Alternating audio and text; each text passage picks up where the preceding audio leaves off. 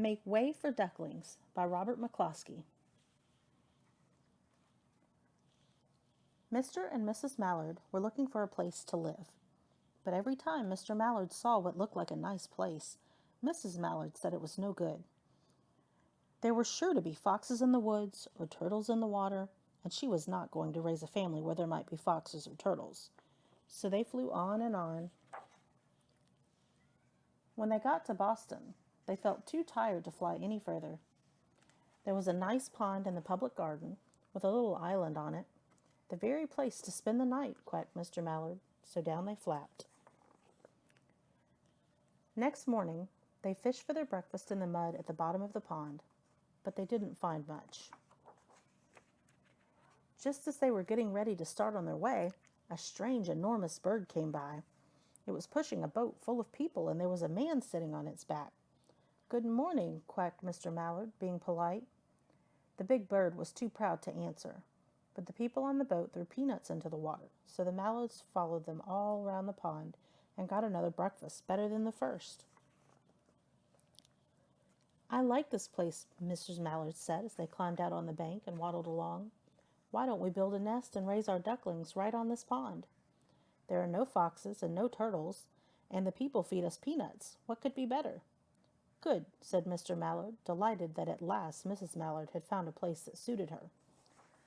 "But look out," squawked Mrs. Mallard, all of a dither. "You'll get run over." And when she got her breath, she added, "This is no place for babies. With all those horrid things rushing about, we'll have to look somewhere else." So they flew over Beacon Hill and round the State House, but there was no place there. They looked in Louisburg Square, but there was no water to swim in. Then they flew over the Charles River. "This is better," quacked Mr. Mallard. "That island looks like a nice, quiet place, and it's only a little way from the public garden." "Yes," said Mrs. Mallard, remembering the peanuts. "That looks like just the right place to hatch ducklings." So they chose a cozy spot among the bushes near the water and settled down to build their nest. And only just in time, for now they were beginning to molt. All their old wing feathers started to drop out, and they would not be able to fly again until the new ones grew in.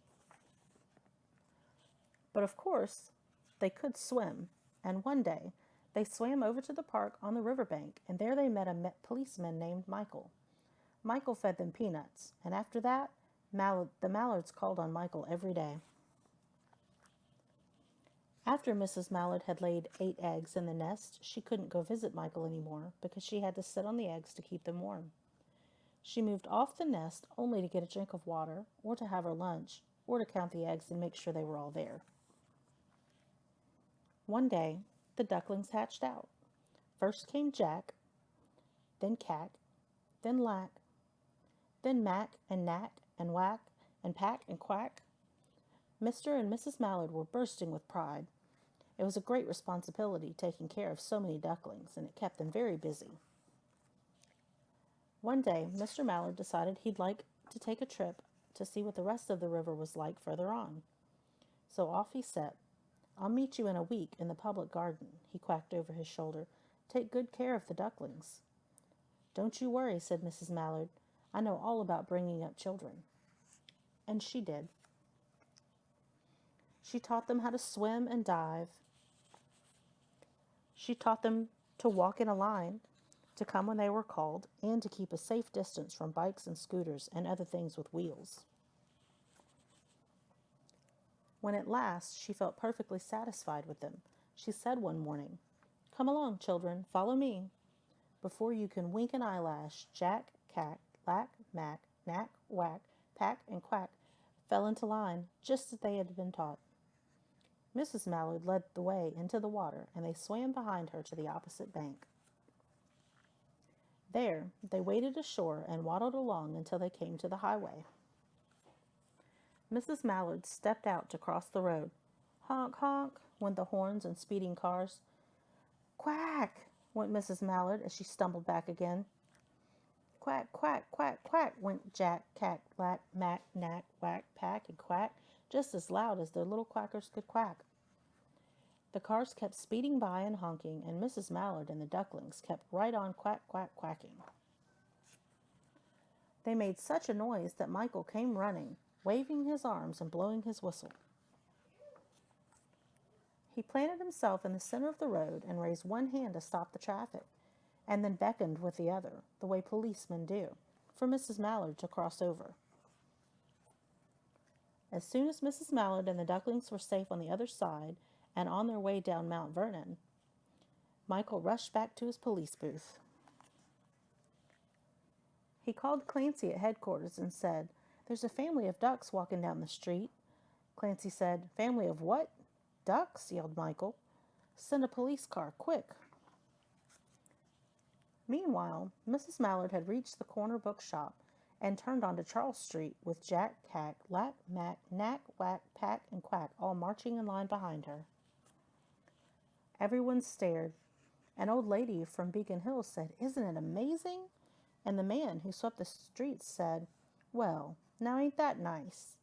And when Mrs. Mallard heard them, she was so proud she tipped her nose in the air and walked along with extra swing in her waddle. When they came to the corner of Beacon Street, there was the police car with 4 policemen that Clancy had sent from headquarters. The policemen held back the traffic so Mrs. Mallard and the ducklings could march across the street, right on into the public garden.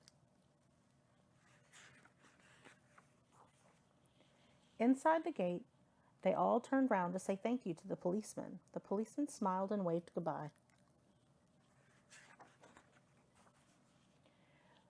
When they reached the pond and swam across the little island, there was Mr. Mallard waiting for them just as he had promised. The ducklings liked the new island so much that they decided to live there. All day long, they follow the swan boats and eat peanuts. And when night falls, they swim to their little island and go to sleep.